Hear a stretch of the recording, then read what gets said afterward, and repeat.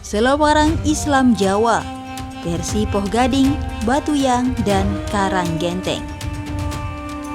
Sampai dengan detik ini, sejarah Lombok terutama cerita tentang Selaparang masih saja menjadi teka-teki. Beragam pendapat dan analisa coba dimunculkan, namun tetap saja belum bisa memuaskan dahaga para pecinta sejarah Lombok. Atas dasar ingin meramaikan kajian tentang Selaparang, Infonusa akan coba memaparkan Selaparang dari sudut yang sedikit berbeda, yaitu pengaruh Jawa dalam tubuh kerajaan Selaparang beserta penyebaran terahnya dan juga dinamikanya dalam politik sejarah Lombok. Sumber-sumber yang Infonusa gunakan adalah beberapa catatan yang masih tersimpan dari terah-terah Selaparang yang mendaku diri sebagai pewaris Selaparang dari terah Jawa. Sumber-sumber ini kemudian Infonusa coba komparasikan dengan beberapa data serta literatur, baik buku, kajian akademis, catatan perjalanan, dan lain sebagainya. Kita mulai dari catatan Poh Gading. Menurut sebuah dokumen yang dipercaya sebagai suratnya Wijaya Prana, Selaparang Islam itu berdiri pada tahun 1535. Didirikan oleh 4 orang Jawa bersaudara, masing-masing bernama Wijaya Prana, Wijaya Kromo, Wisnujaya, dan Wirajaya. Surat itu sendiri beraksara Jawa, ditulis pada lempengan tembaga dengan tinta perak. Isi surat itu disalin ke bahasa Indonesia pada bulan Januari 1935 oleh Bapak Ibrahim Astar. Pada buku berjudul Trah Wijaya Prana di Pulau Lombok yang ditulis oleh Hasan Basri Marwah, disebutkan mula-mula Wijaya Prana datang ke Lombok pertama kali pada tahun 1518. Mendarat di sebuah tempat yang bernama Sumur Batu. Lokasi tempat itu saat ini ada di desa Poh Gading Timur. Tujuan utamanya adalah untuk menyebarkan agama Islam. Wijaya Prana sendiri adalah mubalik yang berasal dari Kesultanan Demak Islam. Jika dikomparasikan dengan era Kerajaan Demak Islam 1478 sampai 1586. Bisa jadi Wijaya Prana adalah utusan Kerajaan Demak yang ditugaskan menyebarkan Islam di Pulau Lombok, dan ia adalah pendahulu dari Sunan Prapen. Kemudian pada tahun 1528, Wijaya Prana menulis surat pada saudaranya di Jawa.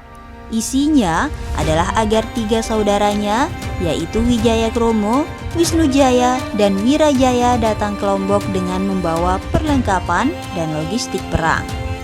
Entah apa alasannya, 3 saudaranya itu ia perintahkan agar mendarat di Labuan Tereng. Tidak disebutkan 4 saudara ini berperang dengan siapa di Lombok. Hanya diceritakan pada tahun 1535. 4 orang ini kemudian mengadakan sangkep di Mumbul. Keputusan sangkep adalah mengangkat Wijaya Kromo menjadi raja, Wijaya Prana menjadi penghulu, dan Wisnujaya serta Wirajaya menjadi patih. Tidak berapa lama, diceritakan Wijaya Kromo kemudian memindahkan pusat kerajaan ke sebuah lereng bukit yang dikenal saat ini dengan Presa Selaparang. Ada yang menyaksikan kalau nama Selaparang belum ada pada masa itu. Namun sebuah catatan pada The Trach Bundles Bali and Lombok untuk diterbitkan oleh Royal Institute untuk Bahasa, Tanah, dan Etnologi Hindia Belanda tahun 1918 berkata lain. Dalam buku itu disebutkan, pada sebuah lontar tua bertarik tahun 1543 yang ditemukan pada wilayah utara Pulau Lombok tertulis kisah tentang Selaparang. Disebutkan, jika ibu kota Selaparang itu terletak di dekat sebuah teluk, batas wilayahnya ditentukan melalui kesepakatan para pemimpin Lombok pada masa itu. Batas Selaparang itu diantaranya, sebelah selatan adalah Koko Belimbing. Ini adalah wilayah yang dikuasai oleh Denek Gundul. Di sebelah barat dari garis Tegal Sanpopo sampai ke utara adalah wilayah Denek Mingkar. Sedangkan di sebelah barat berbatasan dengan wilayah dari Denek Sarikuni. Dalam lontar itu juga diceritakan, selain Selaparang, Sokong, dan Bayan adalah dua wilayah yang eksis pada masa itu. Kembali ke Wijaya Kromo yang telah menjadi Raja Selaparang Islam pertama, diceritakan dalam catatan yang ada di Desa Batuyang, Wijaya Kromo. Dalam catatan itu ditulis Wijaya Kusuma kemudian menikah dengan seorang putri yang bernama Diah Ayu Sekardadu. Dari hasil pernikahannya ini, Wijaya Kromo mendapatkan 8 orang anak. Salah satunya yang paling besar bernama Prabu Anom. Versi umum menyebut Prabu Anom adalah anak dari Prabu Indrajaya. Prabu Anom kemudian menggantikan Wijaya Kromo menjadi Raja Selaparang. Pada masa pemerintahannya inilah Selaparang mencapai masa keemasannya. Rakyat Selaparang hidup makmur dan sejahtera. Hasil bumi berupa beras dan kapas banyak diangkut keluar Lombok dari Teluk Lombok. Berbagai karya sastra Jawa dan Melayu banyak digubah, di antaranya Serat Rengganis dan Hikayat Amir Hamzah. Selain itu, Selaparang saat itu dikenal mempunyai kitab undang-undang sendiri, yaitu Kota Ragama yang merupakan modifikasi dari kitab Surya Ngalam, sebuah kitab undang-undang yang berlaku di Kerajaan Demak Islam.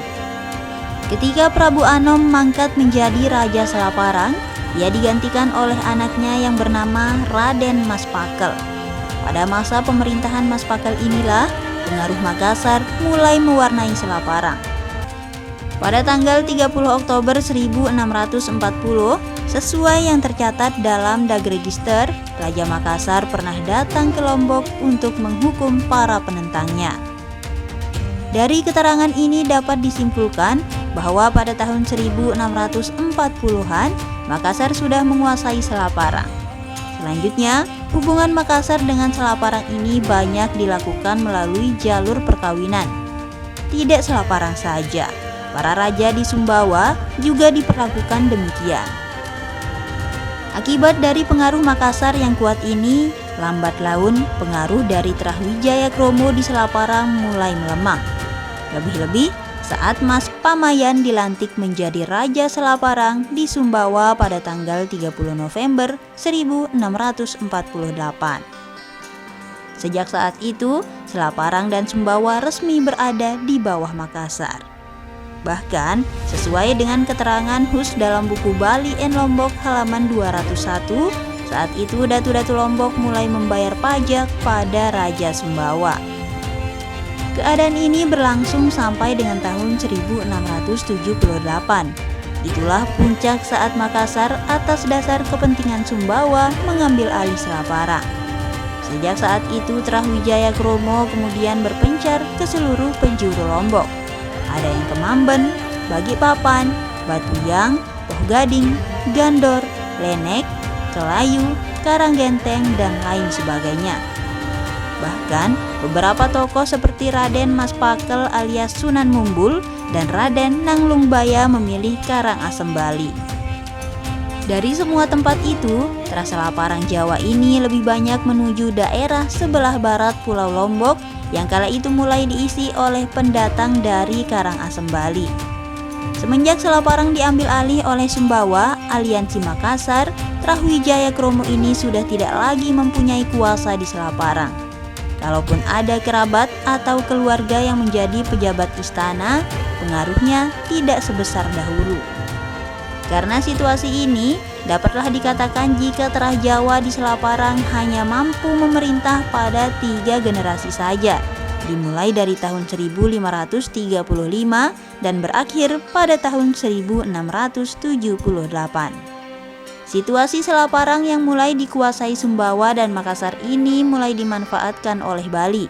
Jika sebelumnya Gelgel yang berambisi menguasai Lombok, maka pada tahun-tahun itu Karangasem yang mulai berperan. Karangasem pun segera menanamkan pengaruhnya di Lombok. Kerajaan yang berada di timur Pulau Bali ini mulai memanfaatkan situasi. Karangasem mengawalinya dengan mengungkit-ungkit hubungan para Datu Lombok dengan Bali pada masa dahulu, bahwa para era Gelgel, para Datu di Lombok punya hubungan yang baik dengan Bali. Diplomasi Karangasem ini mulai menuai jalan terang, lebih-lebih saat beberapa Datu di Lombok bagian barat dan tengah mulai tidak menyukai keberadaan Trah Sumbawa dan Makassar di dalam tubuh Selaparang. Sebagai catatan, saat Wijaya Kromo, Prabu Anom, dan Mas Pakel memerintah Selaparang, kedekatan dengan Trah Bali telah terjalin dan hubungan itu berlangsung dengan baik. Hal ini juga sesuai dengan catatan Stephen van der Hagen yang mengunjungi Lombok pada tahun 1603. Ia menyebut saat itu pengaruh Bali atau Gelgel di Lombok sangatlah kuat. Kesempatan bagi Karangasem untuk menguasai Lombok itu akhirnya datang juga. Mengutip graf dalam Lombok in the 17th EU halaman 359 sampai 361 pada 1678, datu-datu di Lombok meminta bantuan Raja Karangasem Bali untuk mengusir kekuasaan Makassar di Lombok. Saya menduga Trah Wijaya Kromo juga berperan dalam situasi ini. Rupanya, pada tahun itu juga Trah Wijaya Kromo ingin membalas kekalahan mereka saat Selaparang diambil oleh Sumbawa Aliansi Makassar. Namun dikarenakan kuatnya posisi Sumbawa plus Makassar, pertempuran tahun 1678 itu dimenangkan oleh Sumbawa plus Makassar. Kuatnya Selaparang Sumbawa plus Makassar ini tidak lepas dari mulai banyaknya pembesar kerajaan Goa Talu yang datang ke Lombok pasca perjanjian Bongaya tahun 1667. Beberapa pejabat kerajaan Goa Talu yang tidak terima dengan isi perjanjian mulai migrasi ke berbagai wilayah di Nusantara. Untuk di Lombok terdapat nama Karaeng Jaranike dan Daeng Tulolo. Mereka datang ke Lombok diikuti dengan pasukannya. Gagal pada serangan tahun 1678, Karangasem mencobanya lagi pada tahun 1692. Hal ini sesuai dengan apa yang disampaikan Gede Parimarta. Ia yang mengutip pendapatnya file menyebut, pada 1692, seorang Datu Pejanggi meminta kembali bantuan pasukan dari Karangasem untuk mengusir kekuasaan Sumbawa yang ada di Lombok bagian timur. Pada pertempuran kedua ini, Karangasem mendapat sedikit kemenangan. 8 tahun berselang sejak pertempuran tahun 1692, tepatnya pada tahun 1700, terjadi pertempuran kembali yang mempertemukan Sumbawa plus Makassar dengan pasukan Bali yang dibantu oleh Jawa. Kedatangan pasukan Jawa ke Lombok ini tercatat dalam Lontara Bilang, sebuah dokumen kerajaan Goa Talu yang mencatat berbagai kejadian penting yang menyangkut kerajaan Goa Talu. Dalam dokumen itu tidak dijelaskan secara spesifik pasukan dari Jawa mana yang membantu Karangasem itu.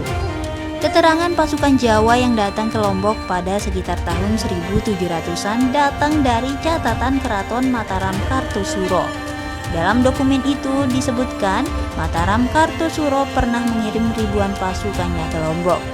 Ekspedisi itu dipimpin oleh Pangeran Manyura dan anaknya Raden Haryotopati. Infonusa berkeyakinan kedatangan pasukan Jawa ke Lombok ini tidak lepas dari peran serta Trah Wijaya Kromo ini.